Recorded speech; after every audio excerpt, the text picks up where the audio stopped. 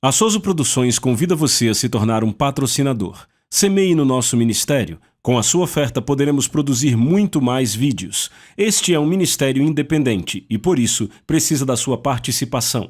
Inscreva-se no canal e compartilhe os vídeos. Seja um multiplicador desta visão.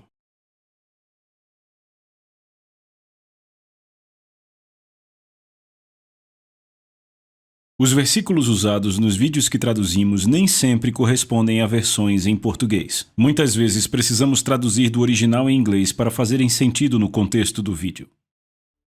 Uma das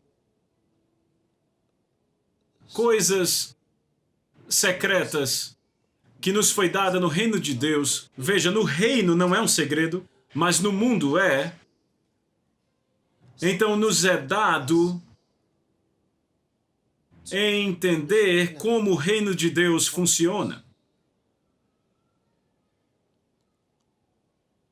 E se nós aplicarmos, isso produzirá resultados tremendos.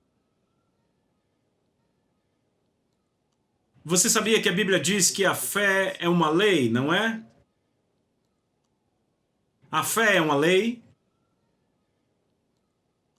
Certo, deixa eu mostrar isso a vocês, caso não saibam. Livro de Romanos, capítulo 3. Leiam para mim o verso 27. Romanos capítulo 3, verso 27. 1, 2, vão. Onde, pois, a jactância foi de todo excluída, porque lei das obras, não, pelo contrário, pela lei da fé. Pela lei da fé. Então a fé é uma lei. Sabe, às vezes as pessoas perguntam por que eu não consigo isto, ou por que não faz isso para mim sem fé. A Bíblia diz que sem fé é impossível agradar a Deus. Porque a fé é uma lei. É uma lei espiritual. É como dizer, por que eu não posso ir para o escritório hoje sem a lei da gravidade?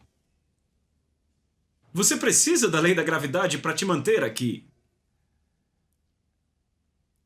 Vem? Então isso é no mundo natural. No mundo espiritual é a mesma coisa. Você precisa da lei da fé para funcionar no espírito. Então a fé é uma lei. Então há várias leis no mundo físico que nós entendemos e nós tiramos vantagens delas para o nosso benefício.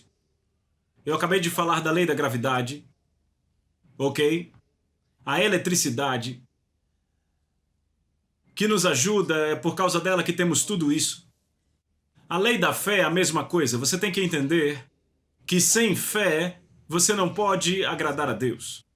Sem fé você não pode fazer progresso no reino do Espírito. Você não vai alcançar nada sem fé. Então, entender a lei da fé e como ela funciona é muito importante. É por isso que tantas pessoas têm tantos objetivos, tantas visões nas suas vidas que nunca se concretizam. As coisas simplesmente não funcionam, porque elas não entendem a lei da fé. Diga outra vez, a fé é uma lei. A fé é uma lei. Certo, eu quero mostrar a vocês algo sobre o princípio da fé que você vai pôr para funcionar hoje, certo? Romanos capítulo 4. Então, às vezes, nós temos um ponto que queremos estabelecer, ok? E podemos dizer que estas são as linhas importantes. E então, muitas vezes, as pessoas querem escrever aquelas linhas vitais. Mas o que dizemos nas entrelinhas, muitas vezes, é, na verdade, aquilo que mexe a sua fé. Aquelas coisas que dizemos nas entrelinhas são as que nos mostram como aquelas linhas anteriores funcionam. O que eu estou dizendo? Quando começamos a ler o que vamos ler, você não vai descobrir os pontos importantes dos quais estamos falando na direção em que o homem está indo. Então você vai ter que ouvir tudo e notar aquelas poderosas declarações. É por isso que estudar a palavra de Deus é muito importante. Tantas pessoas leem a Bíblia como se estivessem lendo um jornal. Eles leem, mas a Bíblia é um livro de tesouros. Você tem tanta coisa dentro dela, você tem que buscar. Você busca como se estivesse procurando alguns tesouros. Tesouros não se encontram na superfície. Você tem que cavar. Certo? Prontos? Eu vou ler para vocês a partir do versículo 13. E se você ouvir com cuidado isso, você vai amar. Isso é muito poderoso. Ele diz, verso 13, capítulo 4, livro de Romanos. Pois a promessa de que ele seria o herdeiro do mundo... Você ouviu isso? Acabamos de começar e já é muito poderoso. Alguém ser herdeiro do mundo? Abraão, o que quer dizer que o mundo se curvaria a ele. Deus curvou o mundo para Abraão. O homem herdou o mundo de Deus. Aqui está a autoridade desse homem. O mundo pertence a ele. Você sabia que Deus, na verdade, subjugou este mundo para um homem? Meu Deus! Isso é muito bom.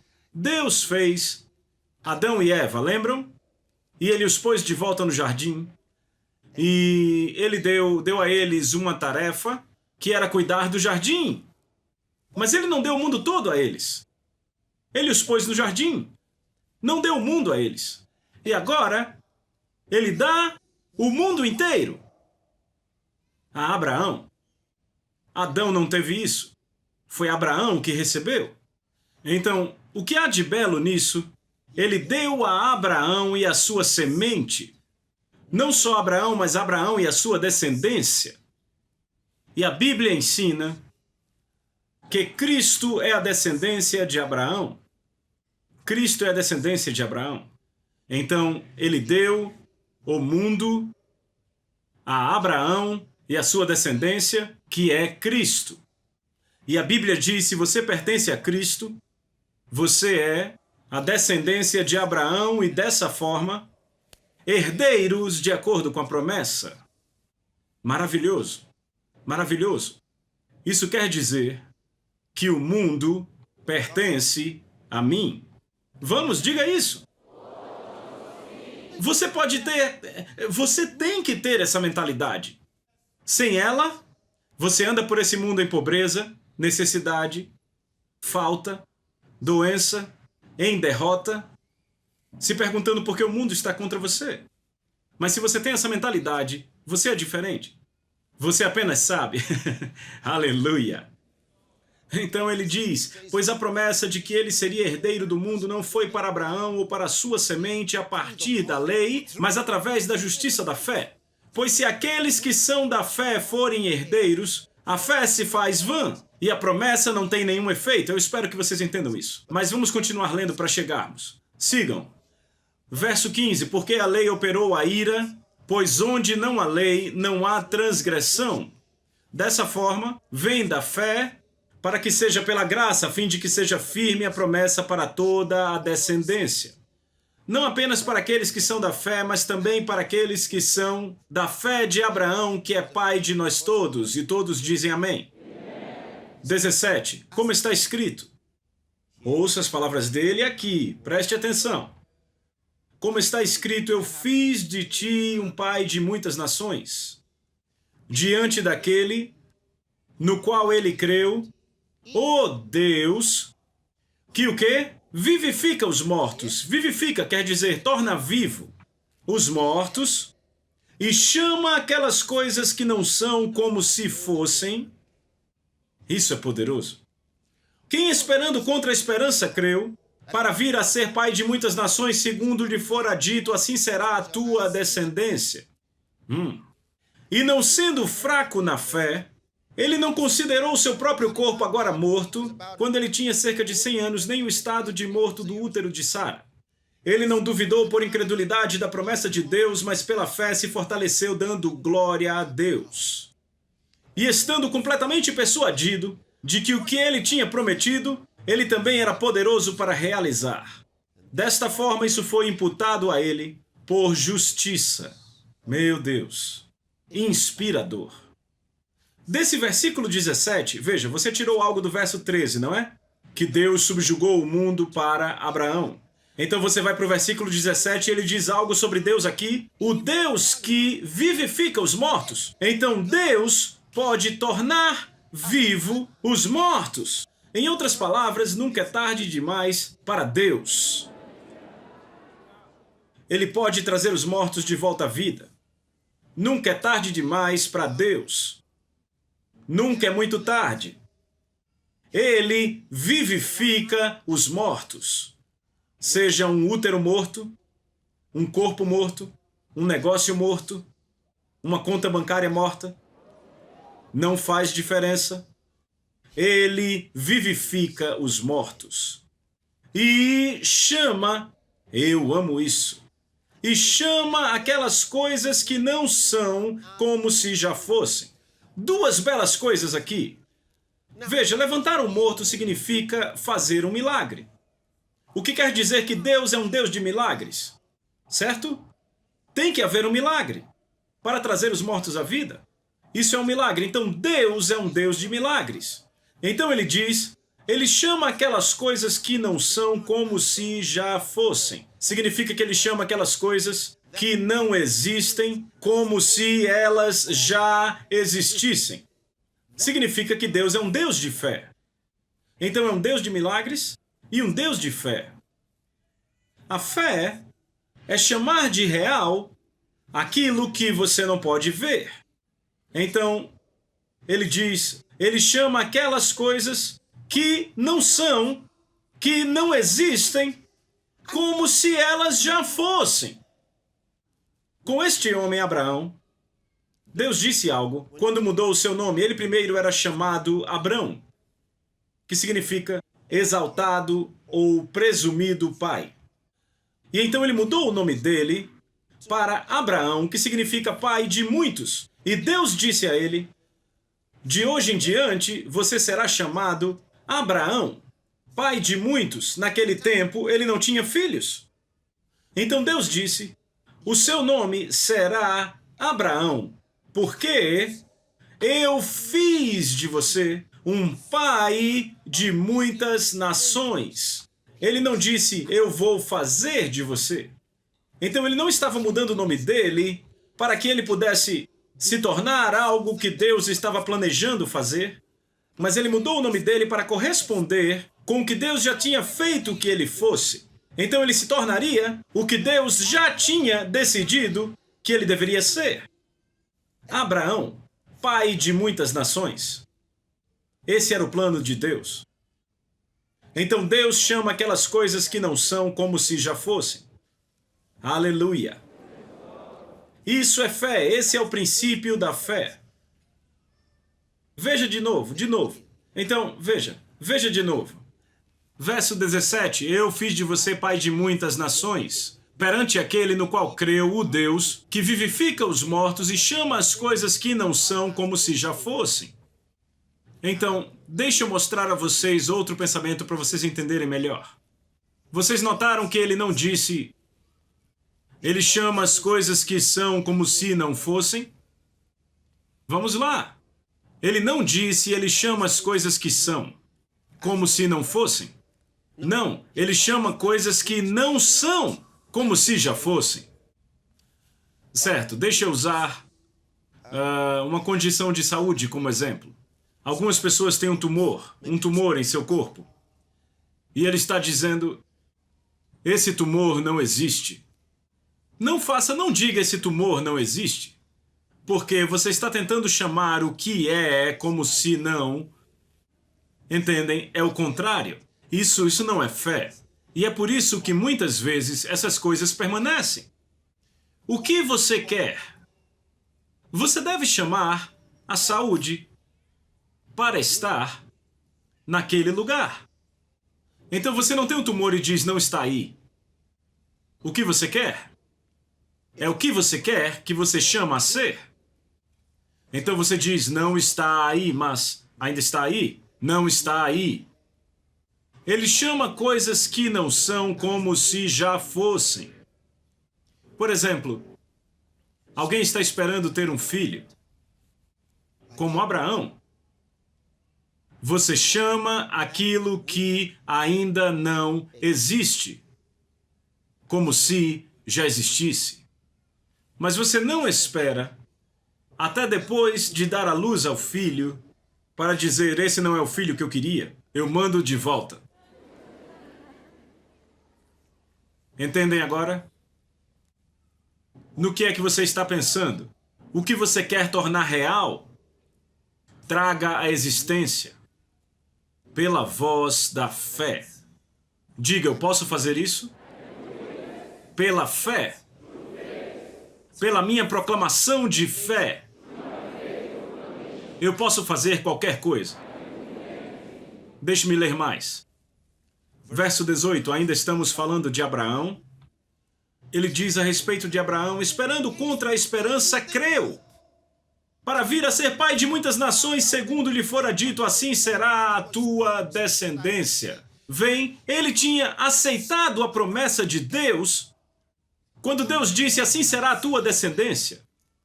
Ele diz, contra a esperança, ele creu na esperança. Contra a esperança. Em outras palavras, a situação exterior era sem esperança. As circunstâncias eram sem esperança. Ele tinha cerca de 100 anos de idade, era velho. O útero de sua esposa estava morto. Ela era velha demais para ter filhos. Tinha acabado. Mas a Bíblia diz contra a esperança. Esta era a condição dele. A sua condição era contra a esperança. Aquele que contra a esperança creu na esperança de que ele viria a ser de acordo com aquilo que foi dito. Ele creu na esperança.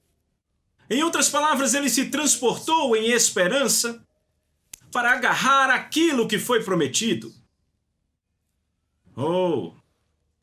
Verso 19, você vai gostar. E não sendo fraco na fé,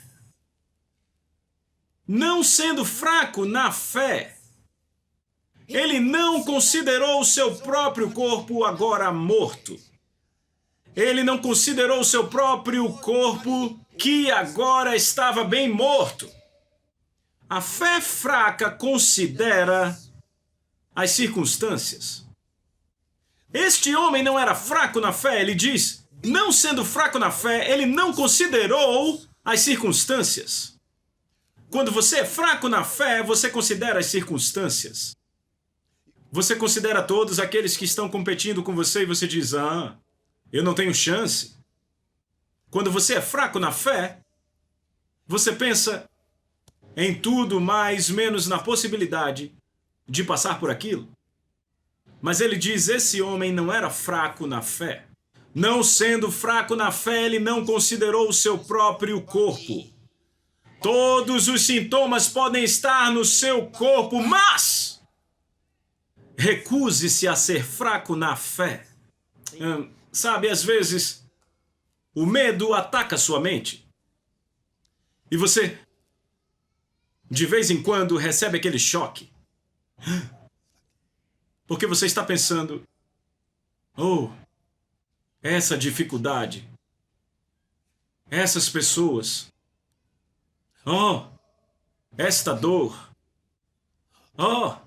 Você pensa na condição e, então, agora você crê, e então você não crê.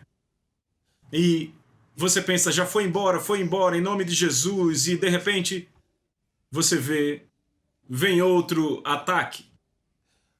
Jesus, o fraco na fé considera as circunstâncias. Não sendo fraco na fé, ele não considerou o seu próprio corpo agora morto. quando ele tinha cerca de 100 anos de idade, nem considerou o estado de morto do útero de Sara. Que exemplo de fé! Vamos ver isso. Estão aí? 19 outra vez. E não sendo fraco na fé, ele não considerou o seu próprio corpo agora morto, tendo cerca de 100 anos de idade, nem ainda o estado de morto do útero de Sara. Ele não duvidou da promessa de Deus. Veja, a fé fraca duvida. A fé fraca duvida. Deixa eu explicar. Vocês já leram a história de Elias e os filhos de Israel, quando foram atrás de Baal, o Deus falso, e estavam adorando a Baal? E Elias chegou até eles e disse: até quando cocheareis entre dois pensamentos? Se Baal é Deus ou se Jeová é Deus? Ele perguntou: cochear entre dois pensamentos, o que isso quer dizer? Isso significa andar como um homem coxo, aleijado. Ele diz: vocês estão cocheando entre dois pensamentos. É isso que está sendo falado aqui. Duvidar. A Bíblia diz que ele não duvidou das promessas de Deus. Vem, Tiago vai dizer, para não oscilar.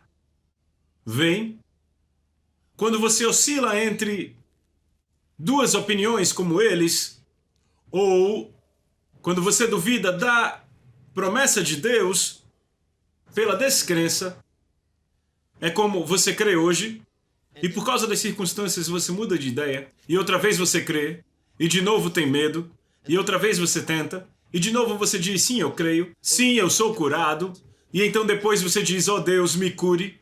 Vê isso? Você diz: eu recebo a cura em nome de Jesus. E amanhã você diz: oh Deus, tire essa coisa de mim. Vê, você está oscilando, cocheando entre dois pensamentos. Eu sou curado ou eu estou tentando ser curado? Vê isso? Eu sou curado ou estou tentando ser curado? Cocheando entre dois pensamentos, duvidando da promessa de Deus, da palavra de Deus, pela descrença. A Bíblia diz que esse homem, Abraão, não duvidou da promessa de Deus pela descrença, mas foi forte na fé, dando glória a Deus. Forte na fé. Quando você é forte na fé, você dá glória a Deus. Como você dá glória a Deus? Você testemunha.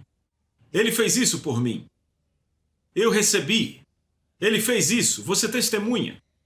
A Bíblia diz que eles derrotaram o diabo pelo sangue do Cordeiro e pela palavra do testemunho deles. E mesmo em face da morte não amaram a própria vida. Isso quer dizer, você sai falando a palavra de Deus, independente do que você sente. Aleluia. Glória a Deus. Ele não duvidou, verso 20. Ele não duvidou por incredulidade da promessa de Deus, mas pela fé se fortaleceu, dando glória a Deus, estando completamente persuadido. Completamente persuadido. Você está acompanhando isso? Este homem estava completamente persuadido. Algumas pessoas não estão completamente persuadidas porque a palavra de Deus não as persuadiu. E vocês lembram que a Bíblia fala sobre os filhos de Israel quando não puderam entrar na terra prometida? Ele diz que eles não puderam ser persuadidos. Isso é falta de fé. Não poder ser persuadido é falta de fé.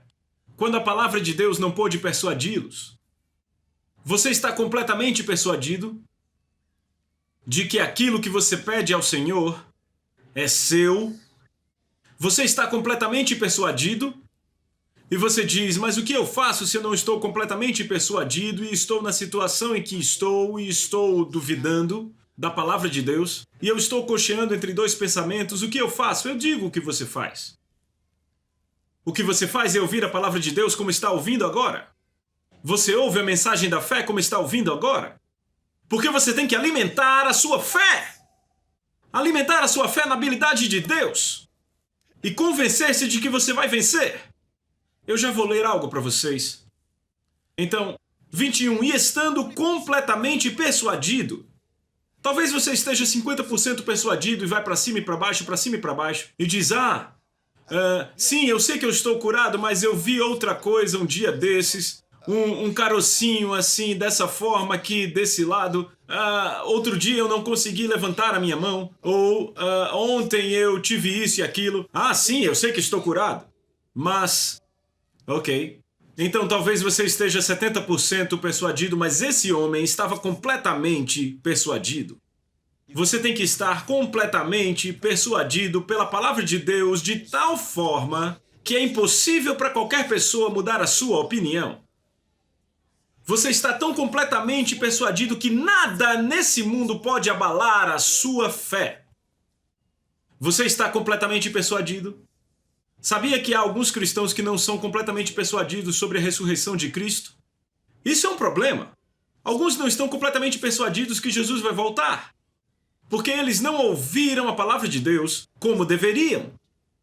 Isso é um problema. Diga, eu estou completamente persuadido pela palavra. Certo, isso é para abrir o seu espírito, isso não vai te persuadir. Você tem que fazer algo mais. Você não está persuadido porque diz eu estou persuadido. Mas isso te ajuda. Sabe como te ajuda? Isso levanta a antena do seu espírito e te deixa focado no que você deve estar persuadido. Quando você diz eu estou completamente persuadido, seu espírito espera, vamos, com o que eu devo ficar persuadido? Vamos, vamos, vamos. E você tem que dizer sobre o que está persuadido. Aleluia. Ok, eu disse que ia ler algo para vocês. Vá para o livro de Hebreus, vamos ler algo aqui que vocês vão amar. Aleluia. Glória a Deus. Hebreus capítulo 11.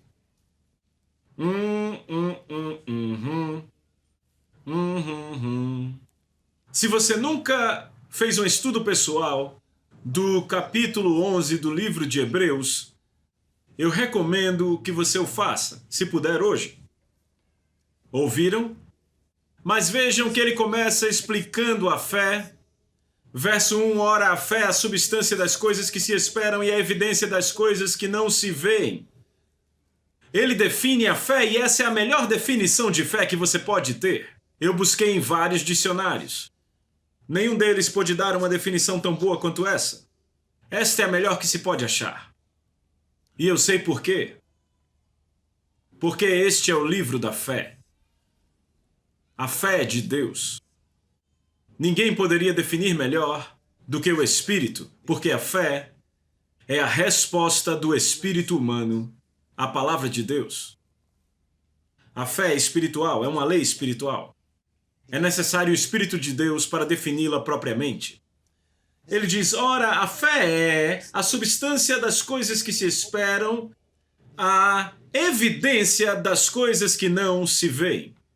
Pois por ela os antigos obtiveram um bom relatório.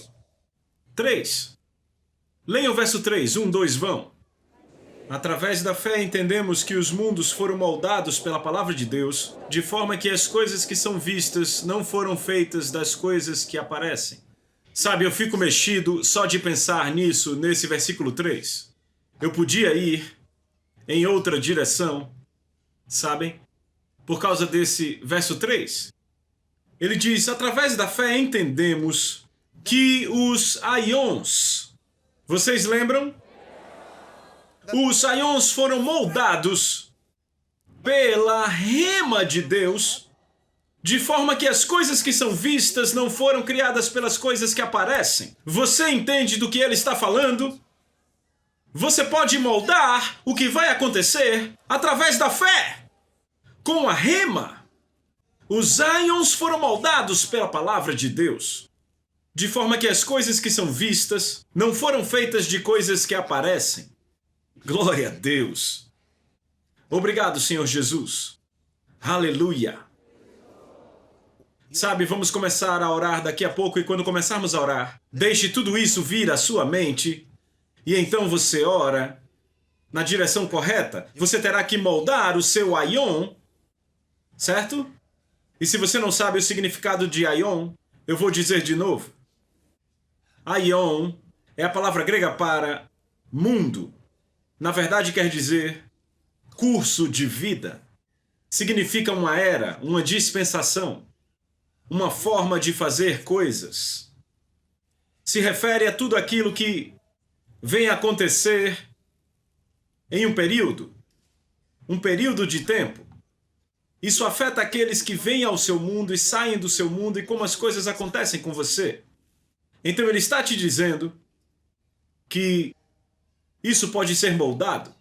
Você pode trazer as coisas certas para a sua vida. Veja, Deus tem um curso de vida para cada um de nós. E Ele preparou isso, mas só porque Ele preparou não quer dizer que nós vamos entrar nisso. Depende de nós. Há pessoas que encontram aqueles que nunca deveriam encontrar. Pessoas em empregos que nunca deveriam estar. Há pessoas vivendo em casas em que nunca deveriam ter entrado. Você entende o que eu estou falando? É por isso que tanta gente tem problemas na vida. Eles estão onde nunca deveriam estar. Porque seus aions não foram moldados. Só deixaram as coisas acontecerem. Sabe, as pessoas dizem, eu creio que o que tiver que ser, será. Errado. É como um fazendeiro indo para sua fazenda e ele diz, eu amo essa fazenda. E o que quer que for crescer, vai crescer. O que você acha que ele vai ter? Ervas daninhas. A Bíblia não diz tudo aquilo que se semear sozinho será colhido. Tudo que o homem semear, isso ele também colherá. Tudo aquilo que o homem semear, ele é responsável por isso. Entenderam? Muito importante. Então ele diz, pela fé entendemos que os mundos foram moldados pela palavra de Deus. Temos um ensino completo sobre isso e você pode pedi-lo. Vai te abençoar. Pela fé entendemos que os mundos foram moldados pela palavra de Deus de forma que as coisas que são vistas não foram feitas das coisas que aparecem.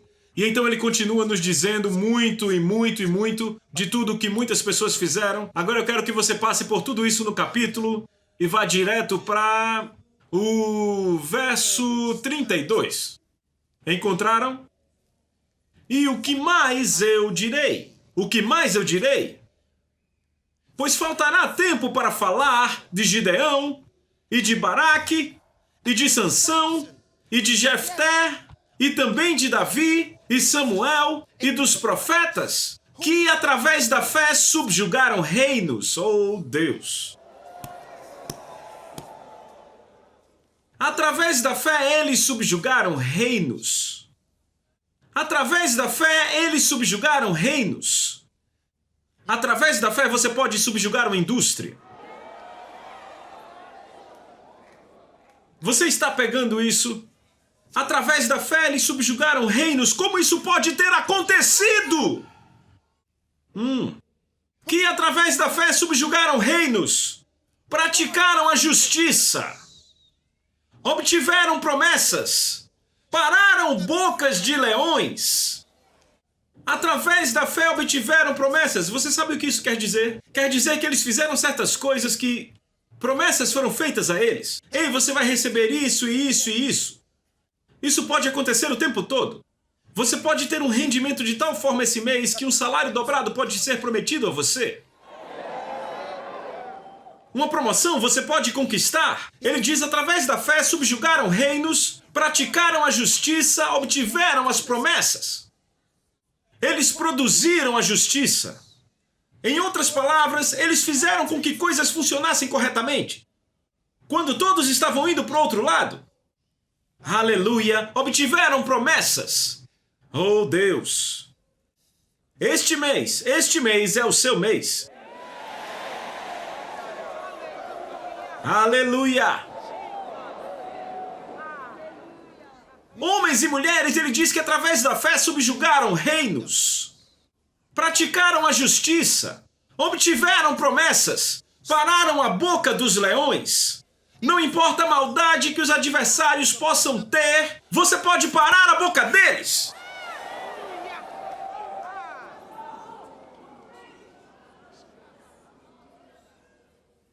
Extinguiram a violência do fogo, escaparam do fio da espada. Oh, aleluia! Quando eles precisaram fugir, não conseguiam pegá-los. Eles escaparam do fio da espada. Não podiam pegá-los. Da fraqueza foram feitos fortes. Pessoas que eram fracas, ele diz que a fé as fez fortes. Você pode olhar para si hoje. Você sabe que você tem estado, com muito medo de muitas coisas. Você acha que você é uma pessoa fraca. Mas a fé pode mudar isso. Ele diz, da fraqueza foram feitos fortes. Eram fracos, mas a fé os fez fortes. Aleluia! Cresceram valentes na luta. Puseram para correr exércitos de estrangeiros. Isso é maravilhoso. Ele está dizendo a você o que a fé fez na vida de outros, e a razão para isso é para que você saiba o que a fé pode fazer em sua vida. Quando a fé é movida em você, você pode fazer qualquer coisa. Diga, eu posso fazer qualquer coisa. Outra vez, eu posso fazer qualquer coisa. Tudo o que eu preciso fazer é mover a fé em meu coração. Posso fazer qualquer coisa. Sim, isso mesmo. Verso 35. Mulheres receberam seus mortos ressuscitados. Isso é poderoso.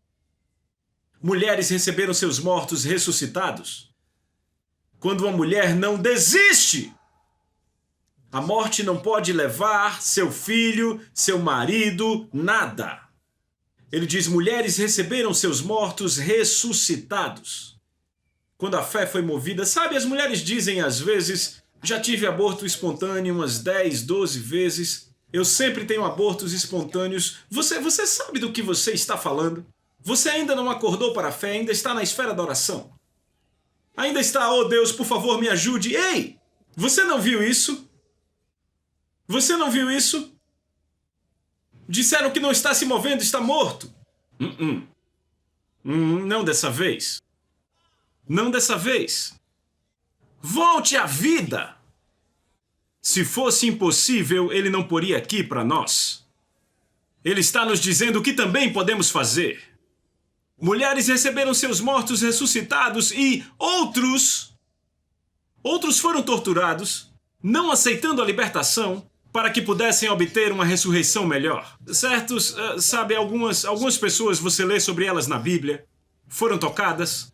Por exemplo, Pedro, o apóstolo, depois de uma grande vida de fé, ele foi morto. E a Bíblia diz que ele não aceitou a libertação.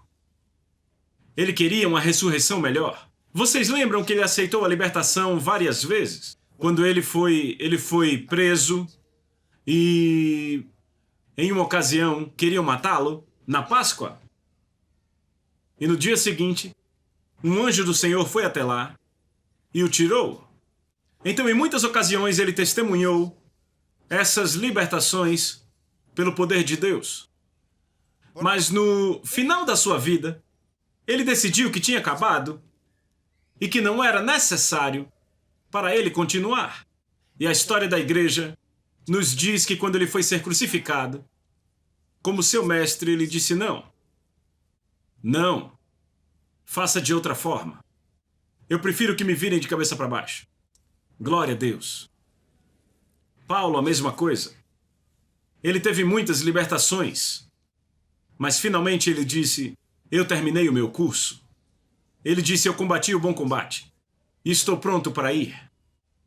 Então ele diz que outros foram torturados, não aceitando libertação para que pudessem obter uma ressurreição melhor. E outros passaram pela prova de escárnios e açoites, sim, até de algemas e prisões. Ouçam, isso é muito poderoso. Verso 37. Foram apedrejados, cerrados ao meio, tentados, mortos à espada, vestidos de peles de ovelhas e de cabras, necessitados, afligidos, maltratados, homens dos quais o mundo não era digno. Eu posso pregar um mês inteiro sobre isso. Deus diz que o mundo não era digno deles. Mas o mundo achou que eles não eram dignos do mundo. E os mataram.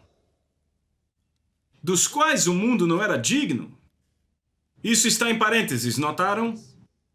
Errantes pelos desertos, pelos montes, pelas covas e pelos antros da terra. E todos esses, tendo obtido um bom relatório através da fé, receberam não a promessa, tendo Deus provido coisas melhores para nós, para que eles sem nós não fossem aperfeiçoados. Você não entende? Então Deus estava esperando pelas nossas próprias histórias. Então nossas obras de fé, nossas histórias de fé serão somadas a essas para formar o livro de Atos de Deus. Então o que eu vou fazer? As circunstâncias que você vai querer mudar, você pode mudá-las pela fé. Certo? Sim. Então agora, prontos? Diga, eu vou efetuar uma mudança. E lembrem disso. Ele diz, recebereis poder, Atos capítulo 1, verso 8, recebereis poder depois que o Espírito Santo vier sobre vocês e sereis minhas testemunhas em Jerusalém, Judeia e o que? Samaria e até os confins da terra. Então, ele disse que recebereis poder, ok? Poder. O que é poder? Poder é a habilidade para efetuar uma mudança. É a habilidade dinâmica para causar mudanças.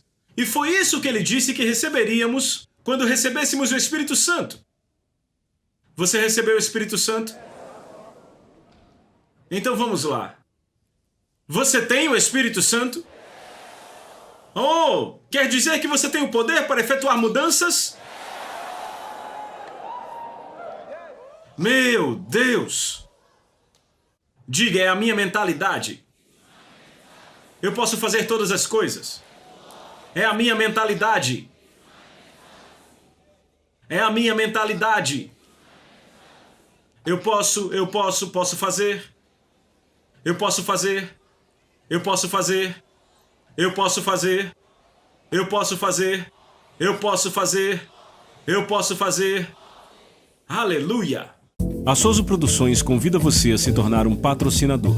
Semeie no nosso ministério. Com a sua oferta poderemos produzir muito mais vídeos. Este é um ministério independente e, por isso, precisa da sua participação. Inscreva-se no canal e compartilhe os vídeos. Seja um multiplicador desta visão.